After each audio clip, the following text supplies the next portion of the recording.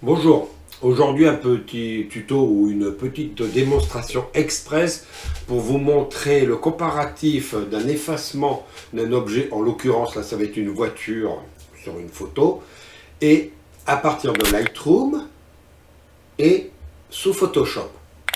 On verra lequel des deux s'en sort le mieux. Vous voulez voir ça tout de suite? On y va!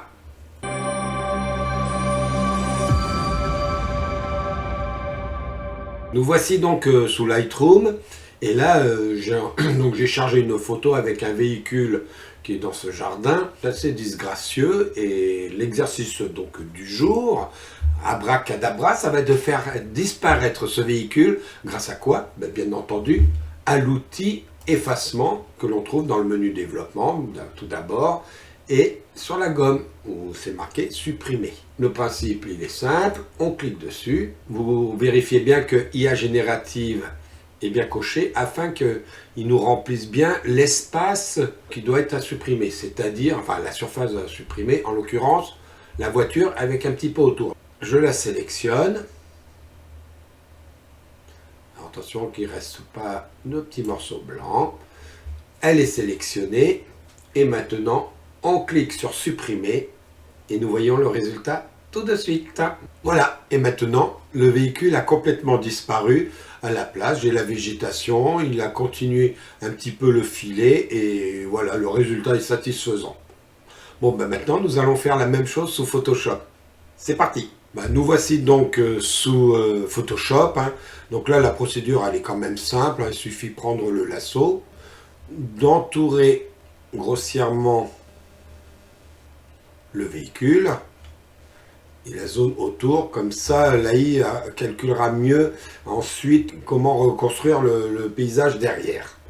Nous cliquons sur l'icône et on génère, donc ça prend quelques secondes, on revient tout de suite après la génération.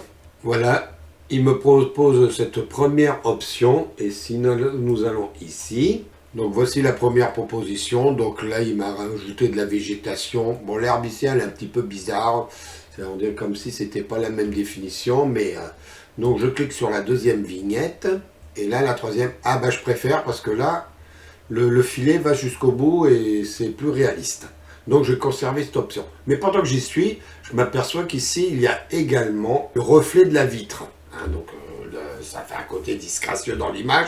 On va en profiter pour supprimer ça. Donc toujours pareil, je sélectionne avec la souris, on génère et je vous montre le résultat tout de suite. Alors les trois vignettes ont été générées, donc voici la première. Bon, c'est pas mal. Après je peux cliquer sur la deuxième ou ici dans la petite flèche, d'accord? Donc on est sur la 1 sur 3. La deuxième, donc là il a mis une grosse branche, ça fait son job aussi.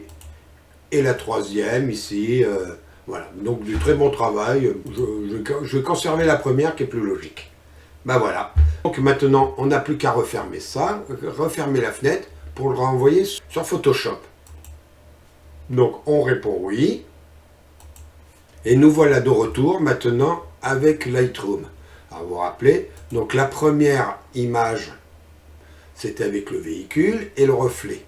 Deuxième avec Lightroom, mais bon, il n'a pas fait le filet jusqu'au bout, en générant peut-être d'autres simulations, ça l'aurait fait, mais ça m'aurait encore coûté des crédits.